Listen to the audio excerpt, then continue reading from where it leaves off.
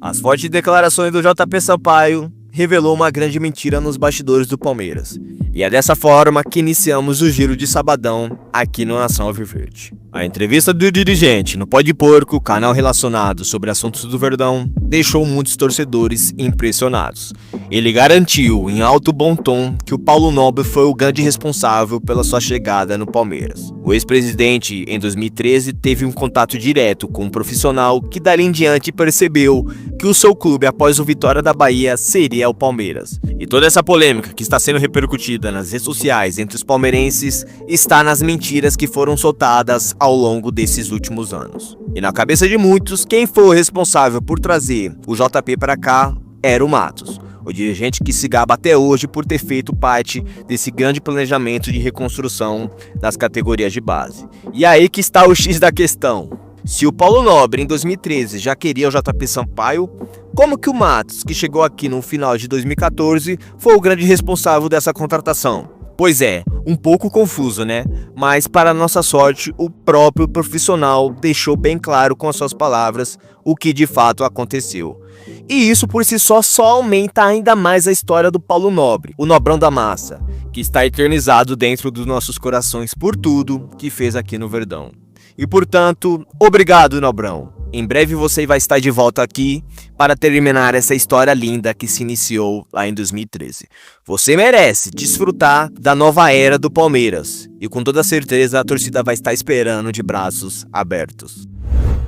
Toda janela de transferências, o Palmeiras ganha muito dinheiro com as categorias de base. E nessa noite de sabadão, está confirmado o pré-acerto entre o Wesley e a Ryan. O clube do Catar, que tem o Arthur Jorge como técnico e Roger Guedes como jogador, está se aventurando novamente no futebol brasileiro para caçar novos talentos visando um time forte no Catar.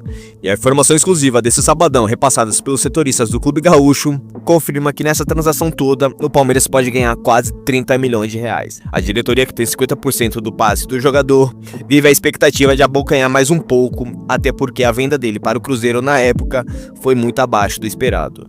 E outras expectativas ainda nessa janela de transferência está sobre o Kevin. O jogador que está se destacando no Shakhtar Donetsk tem tudo para se transferir para o futebol inglês. Ele, que está de negociações avançadas com o Fulham, pode trazer aos cofres do Palmeiras cerca de 30 milhões de reais. E a torcida palmeirense está colocando tudo isso como um baixo valor.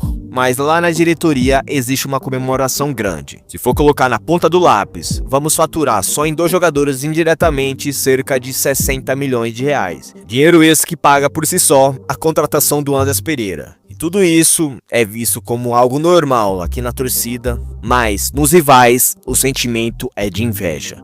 Eles estão sentindo o poderio financeiro que o Palmeiras está conseguindo através das suas categorias de base. E tudo isso pode melhorar com essa notícia que eu vou passar agora.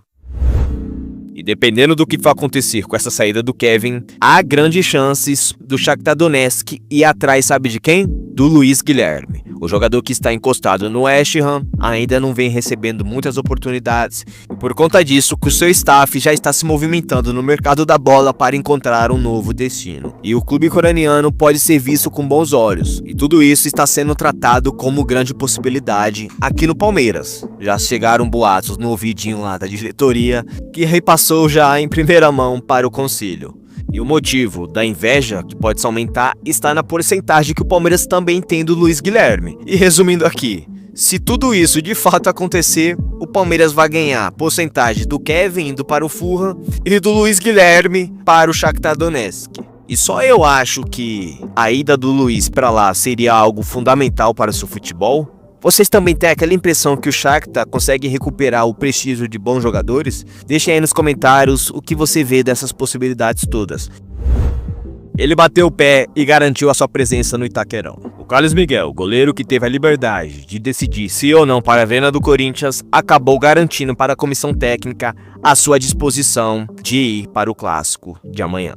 Existia até então uma grande preocupação do lado da diretoria. sobre a pressão que o jogador poderia sofrer nessa ida para a casa do seu ex-clube. E tanto que houve até uma reunião entre comissão técnica e Leila Pereira sobre esse assunto, mas tudo foi garantido do lado do jogador. Agora o foco principal está na finalização da preparação. O Palmeiras sabe que o Corinthians tratará essa partida como uma grande final também, e até aqui está garantido a força máxima em ambos os lados. Um gol de diferença, 2, 3, 4, não importa.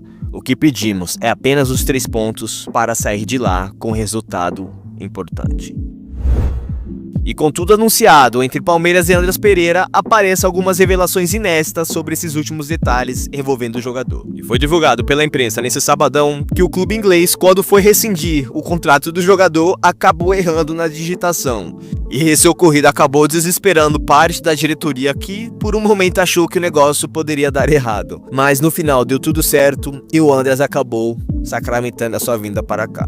E outra novidade envolvendo ainda o volante está na sua postagem de camisa 8. Segundo as informações repassadas pelo nosso palestra nesse sabadão, o Palmeiras não gostou muito da forma que o jogador divulgou essa camisa. Afinal, existia um objetivo e um mistério da diretoria de deixar a torcida decidir qual manto ele iria usar. Mas eu acho tudo isso uma besteira. Se o Andreas escolheu a camisa 8, deixa ele anunciar a camisa 8, pô. Qual problema tem nisso, né? E as expectativas é que ele chegue em São Paulo já nessa segunda, se apresente na terça e na quarta seguir com o cronograma normal de treinos.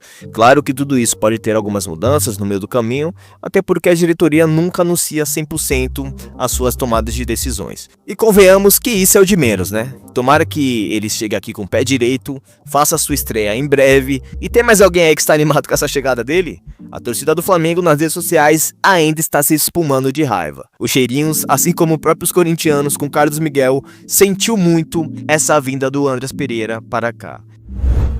E a festa de celebração de 111 anos do Palmeiras teve a presença dos treinadores e foram muito bem prestigiados pela diretoria na noite de ontem. A Leila Pereira segue com seu projeto de garantir o Abel Ferreira até o final do seu mandato e tudo que estiver sobre o alcance dela será feito para isso se tornar realidade.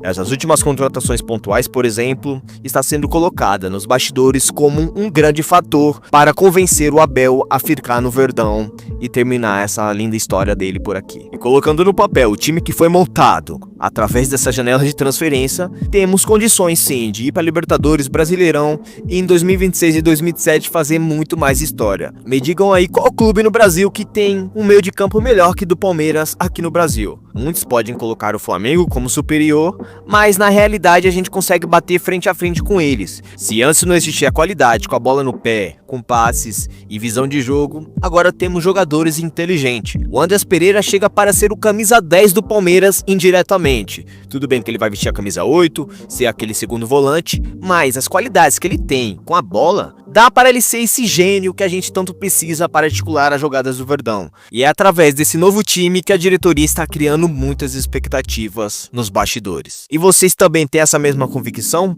Deixem aí nos comentários o que vocês estão achando dessas mudanças que a Leila fez nessas últimas janelas de transferência. E não podemos nos esquecer que em 2026 teremos a volta do Paulinho, a grande estrela da Copa do Mundo de Clubes, que mostrou uma prévia do que será dele por aqui. Eu tô terminando esse giro aqui agradecendo a sua presença e dizendo que em breve estarei de volta. Tamo junto e até a próxima, meus amigos, e avante palestra!